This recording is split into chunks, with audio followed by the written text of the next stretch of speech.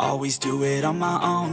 Kapag sinabing cutting, hindi ka lang basta magpapapayat, kundi tutunawin mo ang iyong taba habang pananatilihin mo ang laki ng iyong mga muscles.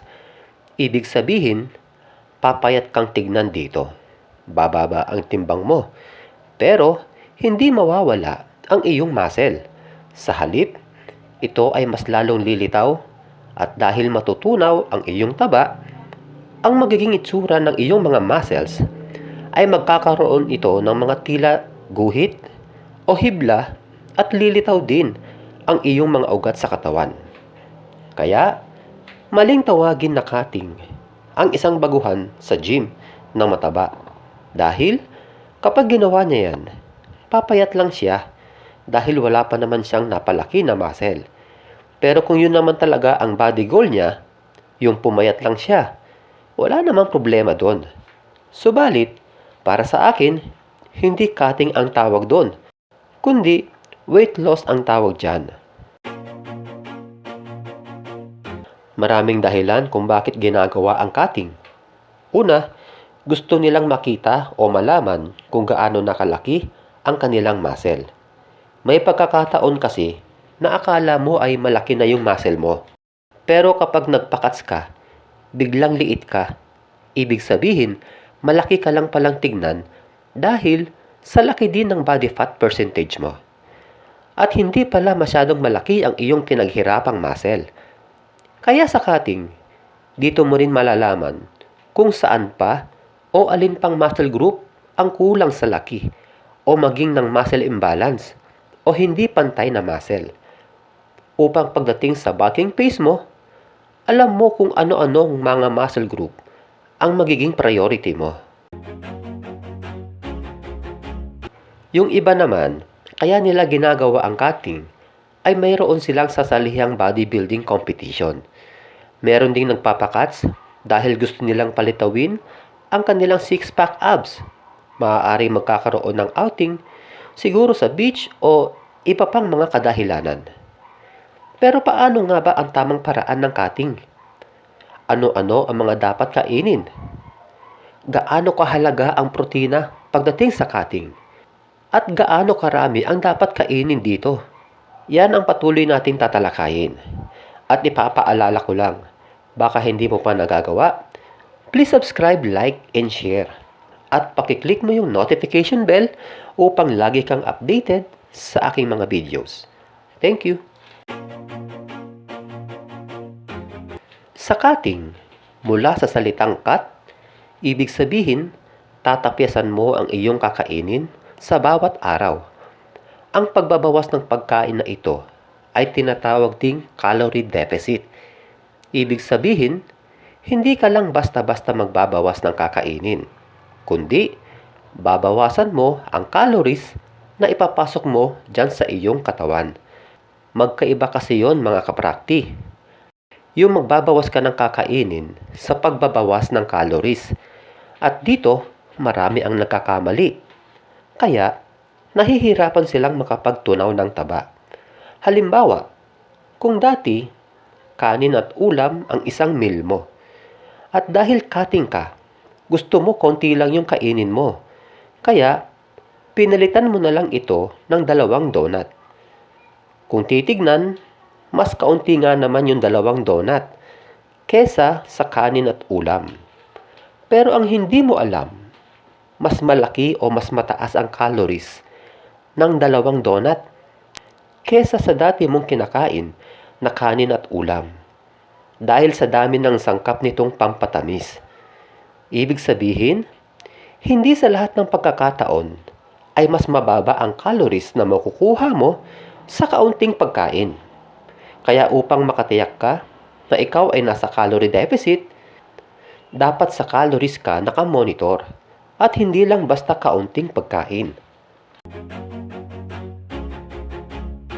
Pagdating sa calorie deficit, hindi mo kinakailangan bawasan agad ng malaki ang calorie intake mo. Ano, para mabilis kang mag-cut? Mali. Sapat na ang 100 hanggang 200 calories kada araw ang tapyasin mo sa iyong kinakain. Ito ay upang hindi mabigla ang ating katawan sa pagbabago ng dami ng ating kinakain.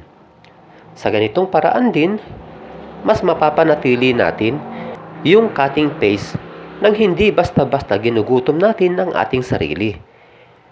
Kaya kung dati, kailangan mo ng 2,500 calories sa isang araw, maaaring gawin mo na lamang ito ng 2,300 o 2,400 calories. Pagdating naman sa mga pagkain na kakainin mo at taglay na calories nito, i-google mo lang yan. Tiyagain nyo lang, isa-isa. Hindi kasi tayo nutritionist para makabisado natin lahat yan. Tandaan din na mataas ang calories ng pritong itlog kesa sa nilagang itlog. Halimbawa lang yan mga kaprakti ha. Gaya ng nasabi ko kanina, dapat may muscle ka na. Kahit papaano, kapag ikaw ay nagpapakats. Kaya kung first time mo pa lamang magpakats, dapat meron ka ng 1 taon o higit pa sa pagbubuhat o depende sa bilis ng development ng iyong katawan. Dito, napakahalaga ng nutrisyon, lalo na ng protina.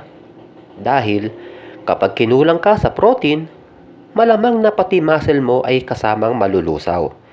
Dahil ang protein, ang siyang pinakapagkain ng ating muscle. Kahit na hindi ka nagpapakats, kung kulang ka dito, maliit ang tsansa ng paglaki ng iyong muscle. E di lalo na kung ikaw ay nasa cutting pace.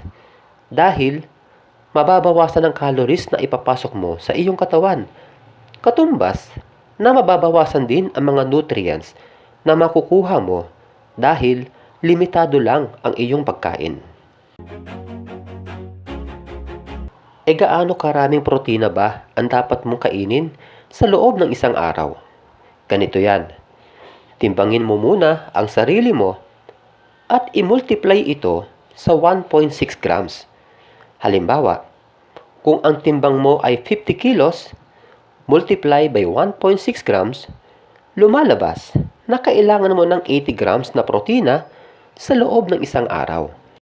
Pero kapag ako ay nasa cutting pace, ginagawa ko itong 2 grams per kilo ng aking bigat. Kaya kung ang timbang ko ay 70 kilos, kailangan ko ng 140 grams na protina kada araw.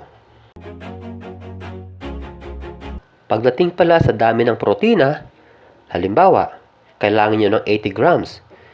Pwede naman lumagpas ng konti. Halimbawa, 85. O di kaya ay 90 grams.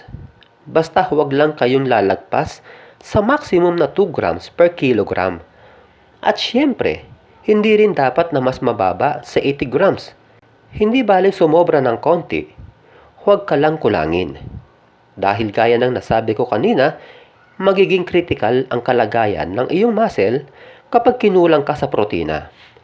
At kapag sumobra ka naman sa 2 grams per kilo ng iyong bigat, malamang madadagdagan din ang calories na iyong makukuha. Tandaan nyo, kahit protina yan, may taglay pa rin calories yan. At dahil cutting ka, dapat naka-calorie deficit ka rin. Bulking o cutting man ang ginagawa mo, hindi mo kailangan baguhin ang iyong workout program. Kaya hindi mo na poproblemahin ang mga exercises na gagawin mo sa gym. Subalit, makakatulong din ng malaki kung hahabaan mo ng oras yung cardio exercise mo. Dahil kapag mas madalas kang kumilos, mas marami ka ring masusunog na calories. At kapag nasunog ang calories, natural, nabawasan ka rin ng calories. Ibig sabihin, nakakatulong ito sa iyong calorie deficit. Paalala muli mga kaprakti, dapat balansihin niyong mabuti. Huwag sobrang tagal ng cardio exercise dahil baka ma-overtrain naman kayo niyan. Ang pagmamonitor sa development ng inyong katawan ay once a week lamang, hindi araw-araw. Kaya kung nakikita nyo na tila biglang payat nyo o sa loob ng 1 linggo ay 1 kilo o higit pa ang nabawas sa inyong timbang, ito ay masyadong malaki. Dapat nasa kalahating kilo lang o 1 pound kada linggo ang nababawas sa inyong timbang. Muli, hindi natin maaaring madaliin ang proseso. Kaya kung mataas ang nabawas sa iyong timbang, maaaring magbawas ka ng oras sa cardio exercise o magdagdag ng kaunti ng calories. Sa kabilang banda, kung halos walang nagbago sa timbang nyo o itsura nyo, magdagdag naman kayo ng oras sa cardio exercise o magbawas ng kaunti ng calories. Nawa ay nakatulong ito sa mga gustong magpakats at sa mga wala pang karapatang magpakats, mag-bulking muna kayo para mas mabilis ang paglaki ng inyong muscle. Hanggang sa muli mga kaprakti, God bless!